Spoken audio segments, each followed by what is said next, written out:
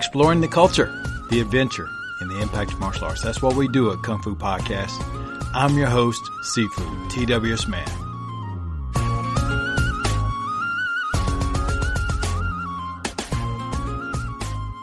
Thank you so much for joining me today in episode number 119.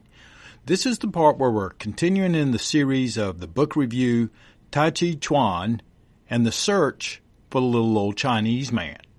Before we go there, if this is your first time at Kung Fu Podcast, welcome.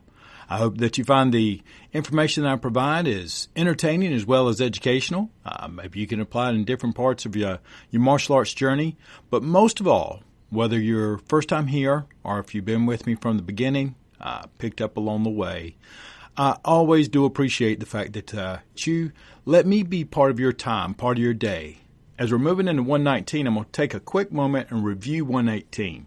If this is your first time here, I would suggest that you go back to 118 and start from there, where we introduced Adam Frank's work, Tai Chi Chuan, and the search for the little old Chinese man.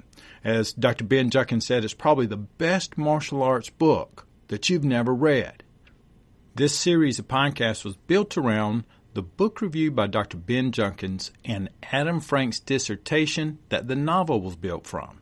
Also in number 118, we discussed the perceptions that were being generated by people who had their own agendas or prejudices, and then British policymakers constructed their own perspective identities and projected identities of the people of China, even though they had never been within 1,000 miles of the country.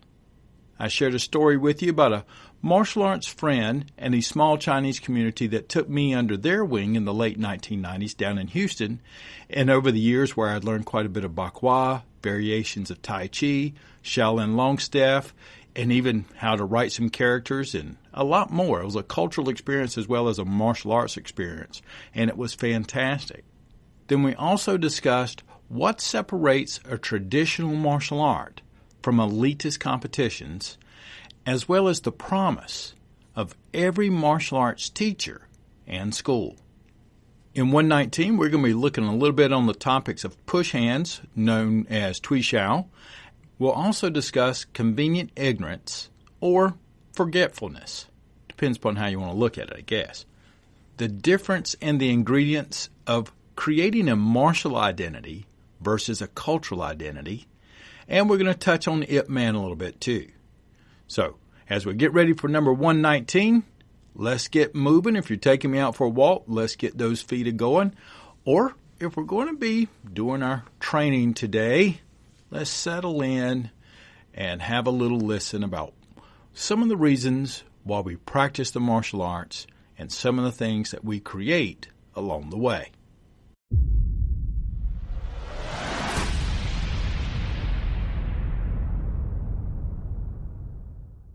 We're going to pick up in Ben's review right where we left off in 118. And it says, some arts may work better for certain ages, body types, and goals than others.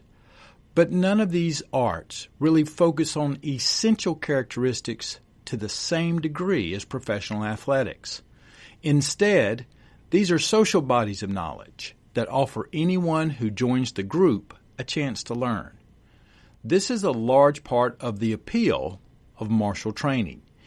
Anyone who joins the Wu Tai Chi lineage in Shanghai can become a push hands man or woman if they so desire. They may not be the best in the park, but they will certainly be better than what they were when they started to train with the group. In this case, the most important markers of identity are style and lineage, and this is how we often think of the martial arts. We see them as a body of knowledge that can be mastered by anyone. On a personal note, I just finished teaching a push hands or Tui Xiao series of classes that started. Some people had a little bit of experience and some people who had none. I took them through a progressive learning and educational experience where they not only learned the mechanics of push hands, but why you would want to learn it. For example, learning how to develop not just the biomechanics, but the neurology and the sensitivity of the somatosensory system so that you could apply that in different areas of your martial arts. Push hands for me was very similar to many other skills and drills that we would do as wrestlers or in football. In fact, I teach one set of push hands that is almost exactly the same sort of thing that you see a defensive lineman trying to use to escape the attacking, the pushing, and the shoving of an offensive lineman. Getting out of a direct attack and using a form of push hands to do that. The one thing I can say without any hesitation is that everyone in there improved in the process. As we were returning back to Ben's essay, and we were discussing how martial arts is a body of knowledge that almost anyone can at least master or improve upon, it seems that Adam Frank didn't receive that same sort of support or understanding. Ben writes, Tai Chi Chuan remains somewhat resistant to this logic. Repeatedly, Frank recounts meeting individuals that admired his dedication to Tai Chi, yet they lamented that he would never really understand the art, let alone have any hope of actually mastering it, because he was not Chinese. Obviously, this is the last thing an American martial artist wants to hear, but for professional anthropologists, such candid statements are an incredibly valuable window into current Chinese thinking about both the martial arts and identity. And just as a reminder, this study was going on around 1998, year 2000, so it wasn't all that long ago. Let's continue. Setting aside the more specific question of special secrets passed on only to indoor students and lineage successors, what is the background of such statements? As we refer to, you have to be Chinese to master Tai Chi. In discussions both within the martial arts community and more generally the media, Tai Chi Chuan has become to be seen as a synthesis of certain martial, spiritual, and particularly Taoism, and cultural strands within Chinese society. There are several references for that, including some in the International Journal of Social Science and Humanity, and it is also going to be reviewed in detail as we look at a discussion on Sun Lu Tang. As we continue, martial historians are free to complain about the anachronistic linkage of the martial arts, spirituality, or even elite culture all they want.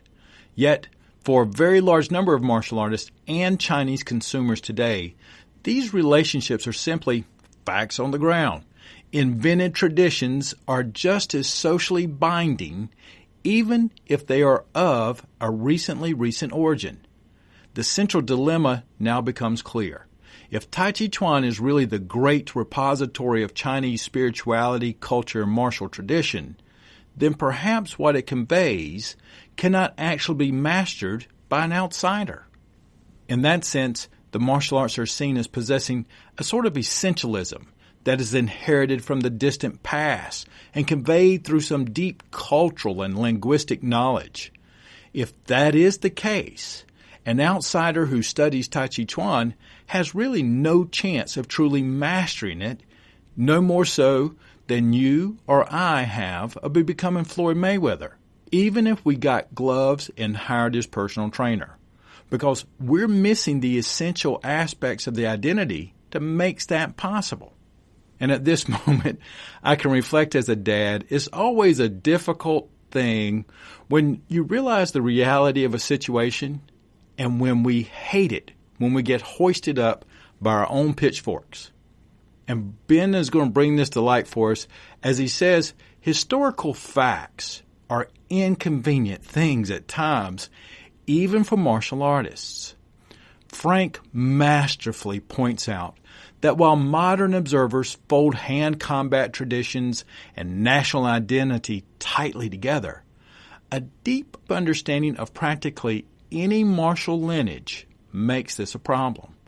At the very minimum, it points to the unique patterns of remembering and forgetting that are essential to maintaining our modern, nationally based definitions of identity.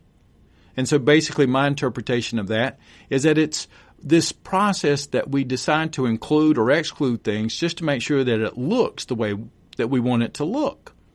Well, as Ben writes, the discussion surrounding Tai Chi Chuan associates it not so much with the modern Chinese state, but with China's national culture as seen through the lens of Han ethnic identity.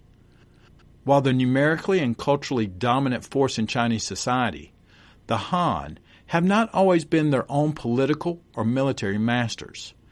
Specifically, the final imperial dynasty to rule China was governed by a political and military elite comprised of ethnically minority Manchus.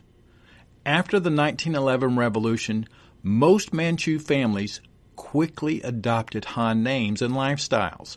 Yet, prior to the fall of the Qing dynasty, it was quite common for such individuals to live in segregated neighborhoods, to be employed in certain military or government capacities, and to maintain unique cultural, linguistic, or military skills. These Manchu families were a distinct and highly visible ethnic minority group, and they were not always liked or admired by their neighbors. And all of this is important, very important, because when someone says that you can't master Wu Tai Chi, for example, because you're not Chinese, well, the guy that created Wu style, that Frank was taking, the original creator of the Wu style Tai Chi lineage, was not founded by a member of the ethnic Han majority, but rather by an individual Manchu extraction. And this story isn't particularly unique to just Tai Chi. China has a vast array of ethnic minorities, many of whom preserved or invented hand combat styles in the 19th century. Today, the once foreign origins of Tai Chi, being known as a Manchu creation, are conveniently and publicly forgotten, so that the vital role in transmitting, quote, traditional Chinese culture can be instead remembered. And this is a great example of mental flexibility in service of identity.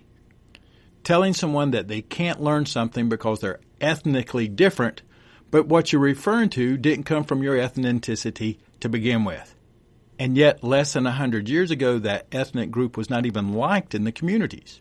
But yet, in the modern age of globalizations, there are other identities besides the nation that are at stake. Frank argues that during the physical stress that defines serious martial study, it becomes possible for groups of teachers and students to transcend those essential characteristics that seem to make them unique, and to instead, you will find a new, more universal identity based on your shared experience with someone else. In certain ways, the ideas of lineage and place that Frank returns to throughout his book are in direct opposition to the modern nationalist experiment. Both of these concepts are simultaneously factional and social. These concepts derive their power from the expectation that one has a method of good instruction that will work for anyone who comes to learn, regardless of who they are or where they are from. And on a personal note, I would hope that every one of you, if you're a practitioner of the martial arts and anyone tries to hold you back because of nationality, gender, skin color, religion, whatever it is, find somewhere else to go. Don't hesitate, and I would love to hear about it.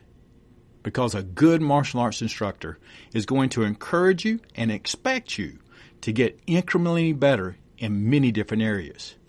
Now, as we go back to Ben's essay, he says that while some teachers may have misgivings about the lack of cultural and linguistic familiarity exhibited by foreign students, Frank discusses other martial arts instructors who value such individuals because of their dedication and hard work. Obviously, it takes a special sort of person to move to Shanghai just to study Tai Chi. Such a student may very well bring qualifications to the table, far more important than a Chinese Han identity. It is clear that while the martial arts may be implicated in how society thinks about identity, not everyone is moved in quite the same way. Mass media portrayals of the martial arts, from movies to comic books, and even Sun Luteng's groundbreaking 20th century manuals, all seem to emphasize the exclusive and the essential. These stories employ hand combat as a bright line separating us from them. Here, the Chinese martial arts are used to redeem and defend the nation. We see this in the frequent fictional juxtaposition of Chinese and Japanese martial artists in World War II, or the small and humble Chinese boxer standing up to the usually big Russian or American imperialist prize fighter of the 1930s. Jin Yang's novels elegantly use the mythology of the martial arts to create historical national fantasies. Bruce Lee famously employed Kung Fu much more directly in his own stories of personal and group resistance. Yet in the physical practice of the martial arts, as opposed to fictional storytelling, what most individuals seem to actually discover is that regardless of race, gender, or point of origin, all of us are very similar. We also have a surprising capacity to work together.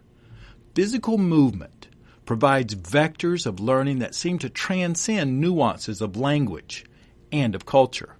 In fact, we seem to be constantly rediscovering that this physical culture of martial arts is in fact a real culture.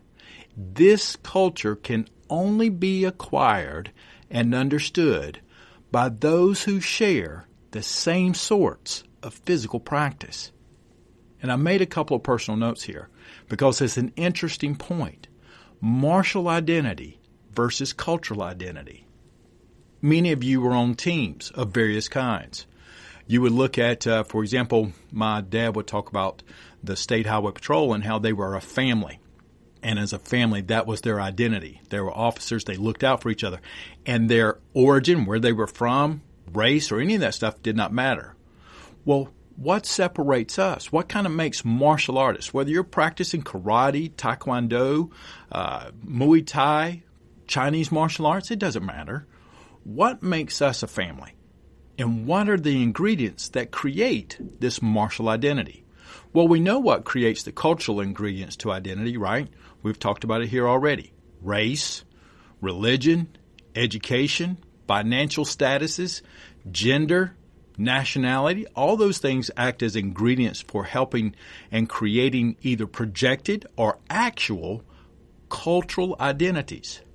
But what are your martial ingredients? How about guidelines of behavior, mutual respect, sweat equity, willingness to become uncomfortable, experiencing pain, and effort as well as focus? What if those were the ingredients that created us as a family of being a martial artist? And not all the other hoopla that bureaucracies or other tangents of society exercise as projected forms of a cultural identity. Well, Ben continues by writing, there seems to be two distinct directions of movement within the Chinese martial arts community. As globalization advances, cultural identity is relentlessly challenged. Re-entrenchment is one possible reaction to this. Perhaps we should not be surprised to see more exclusive and essentialist stories about identity being promoted within the media, occasionally employing the national arts as a graphic device to make their point. And we can all see that happening in many different places as a way to kind of cling on to a past or a heritage, entrenching themselves into this is who we are as a culture can be a reaction to globalization. As well as we have discussed in previous podcasts, when you have this cultural experience of, let's say, a first-generational Chinese American or Korean Canadian, where the parents grew up in Korea or China, but their first child is born in a different country, and so their cultural experience and the way that they are raised is definitely different than what it would have been if they were growing up back in the country of the parents. But globalization changes a lot of different things in regards to cultural identity in comparison to the decreased expense of international travel and communication, which also links directly to globalization. This has led to an explosion in the availability of high-quality martial arts instruction. Not only does this create a shared universal physical culture within the style, but in some cases the myths, images, and stories of the traditions are also universalized. This creates the opportunity for increased trade, travel, and cultural investment, which may facilitate the growth of truly transnational communities and identities. So it is interesting to think about these things as two competing forces that were both spawned by different aspects of globalization, which will develop more in the future.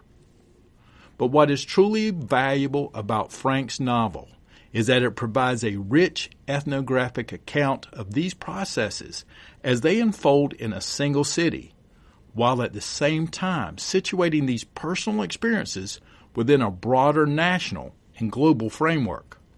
Adam Frank is a very good ethnographer and a talented social observer. And in regards to identity, culture, race, and the physical practice of martial arts, in Frank's dissertation that was titled Tai Chi and the Search for the Little Old Man, returns to race as a topic throughout his dissertation. And he sees that understanding ritualization is crucial to, quote, my understanding of how race moves. How, after all, Frank says, can race be ritualized? First, I define ritualization as a formal exchange of knowledge that involves the exertion of power over oneself or others, and second, as specific techniques that allow one to move fluidly between instances of doing and states of being. I am not, therefore, taking the position that everything may be subsumed under ritualization. Rather, I am interested in a conception of ritualization that can include public and private, secular and profane, yet is still distinguishable from our daily activities. In the course of my field work in Shanghai, I began to see both the public and private rituals associated with martial arts practice. So, for example, performances in a park or private practices between student and teacher. I began to see both the public and private rituals associated with the martial arts practice as opportunities for both affirming notions of Chineseness and confirming suspected differences attached to convenient dichotomies like foreigners, end quote. That was from Adam Frank's dissertation. Now, Ben's going to pick us back up where he's looking at the novel itself, and he says most of the theoretical discussion in this volume is outlined in the introduction of the book. This will probably be the most interesting and accessible to other anthropologists. Though Frank does raise some important, more general issues, so for example, most of the people who study the martial arts academically also practice them. How does it affect the writing and research practices when you actually live in the field that you're studying?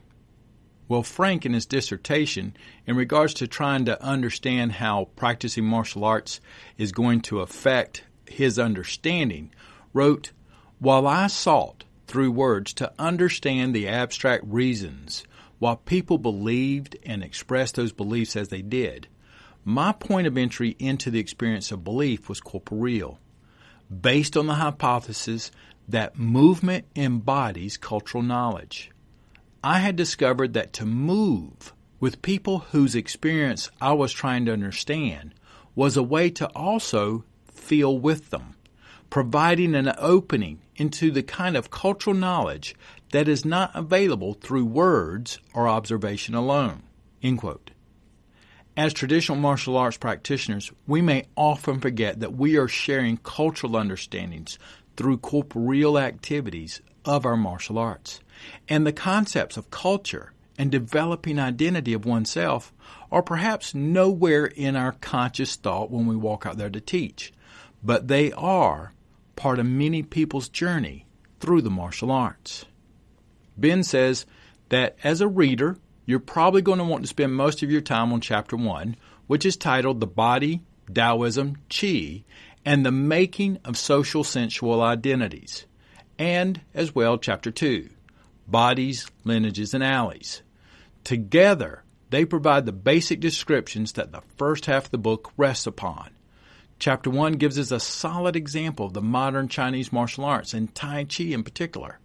This introduction is well constructed and does an admirable job of presenting a complex subject in terms that are very accessible to a non-specialist. The basic history, organization, and inner functions of the Shanghai branch of the Wu-style Tai Chi clan are also introduced and reviewed. In Frank's dissertation, the chapter is titled The Body, Qi, Taoism, and the Mystique of Lore. And Frank outlines he is concerned with three types of lore. As he writes, first, there is the lore of Tai Chi Chuan itself, the creation myths, the legends, the tales of power, and multivocal histories that help constitute Tai Chi Chuan as tradition in the minds of practitioners. Second is the lore of Taoism that has come to be associated with Tai Chi Chuan. And third, Frank says, I take some initial steps in this chapter toward exploring a personal lore of race on the preconceptions and stereotypical associations about race and martial arts that I brought with me to the research and the excavation of these preconceptions that I underwent and continue to undergo as a result of the fieldwork. This third category of lore, while opening up the researcher, which would be Frank, to accusation of self-indulgence, is meant to serve as a roadmap for others who take similar journeys into the ostensibly strange and exotic, end quote.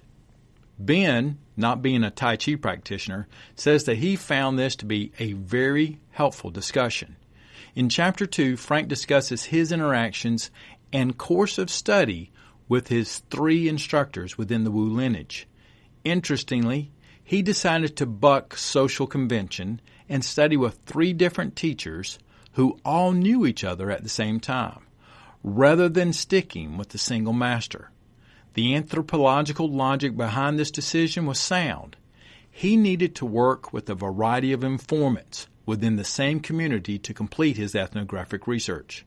However, this decision may have affected how open or forthcoming his teachers were on a subconscious level. Ben says that he suspects that this is one issue that might need to be considered when weighting the quality of Frank's ethnographic evidence. But nevertheless, from our perspective, Frank's unorthodox study method may have been brilliant. In Chapter 2, Frank develops and presents three very unique portraits of not only different training styles and methods, but different understandings of what it means to be a modern martial artist. Ben was particularly interested in how deeply implicated questions of class and educational background were within the Wu Tai Chi clan. It was clear that for many of the individuals, cultural sophistication and formal education are seen as essential to attaining the deeper levels of Tai Chi mastery. This is not an attitude that is often encountered in the West. It also reflects the modern understanding of Tai Chi Chuan as a profound synthesis of traditional Chinese culture rather than just another school of Chinese martial arts.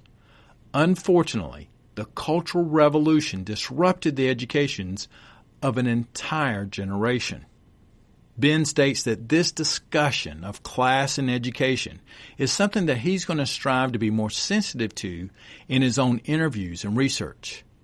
And in fact, Ben says in retrospect, he suspects that he has actually encountered something very similar in his own study of Wing Chun. And this is a perfect time for me to make sure that I mention to you that if you're practicing the Chinese martial arts, you definitely want to get Ben's book, The Creation of Wing Chun. It is one of the best martial arts books that you're going to find in regards to understanding Southern-style Chinese martial arts. And I have mine on my Kindle, and I can tell you that I refer to it quite a bit. At this point, Ben is going to start to talk about Ip Man. And he says, Ip Man is often held up as an example of an educated and culturally sophisticated teacher. Further, Ip Man claimed that his Kung Fu uncle, named Lom Bic, had an understanding of the art which was much more profound because he was more of an educated and sophisticated individual than his actual Sifu, Chan Hua Shun, who had little formal schooling.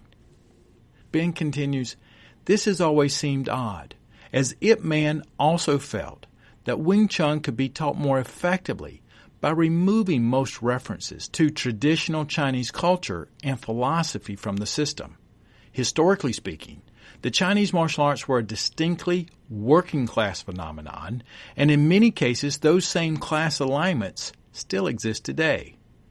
Yet and still, the nature and tenor of Ip Man's discussions of his teachers and the role that education played in their understanding of the martial arts was uncannily similar to what Frank found in modern Shanghai.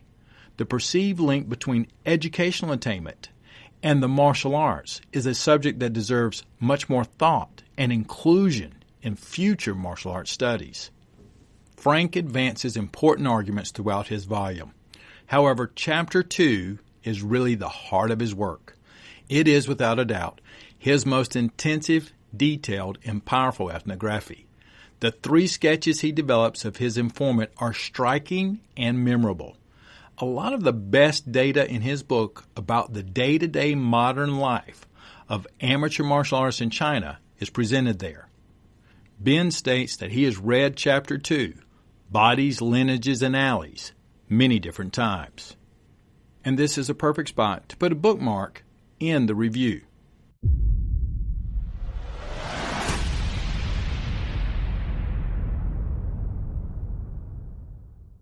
So as a quick summary, in number 118, we introduced Adam Frank's work.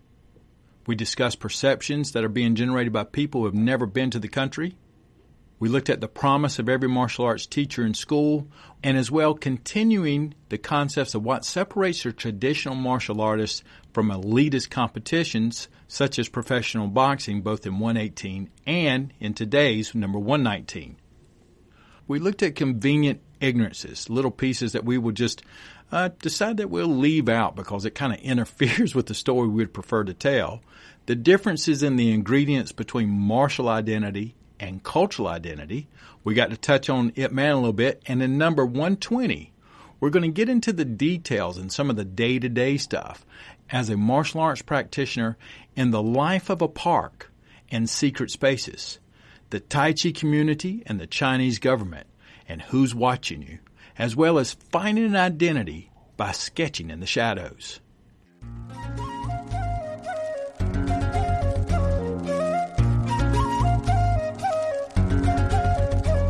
Exploring the culture, the adventure, and the impact of martial arts. Thank you so much for joining me today, and I'm excited about everything we've been doing. We just keep marching along here at Kung Fu Podcast. I'm getting ready for the big Shuri-Te event coming up in Dallas, North Carolina on April the 7th through the 9th, and you can find Troy Price and a lot of folks, including myself, there. If you're ever interested in having me come out to do a seminar, whether it's on something on the Chinese martial arts such as Tui Shao or discussions about identity or history or anything like that and how it is affecting us today in traditional martial arts, I'd love to hear from you. You can go to kungfupodcast.com/seminar. And if you'd like to support me and this program, you can do that in many different ways. I have a whole list of things that would be helpful to me if you go to kungfupodcast.com/support or leave a review over at iTunes or wherever you listen to the program or tell a friend, and I'd really appreciate it. Take care, have a fantastic practice, and I'll be talking with you again next week.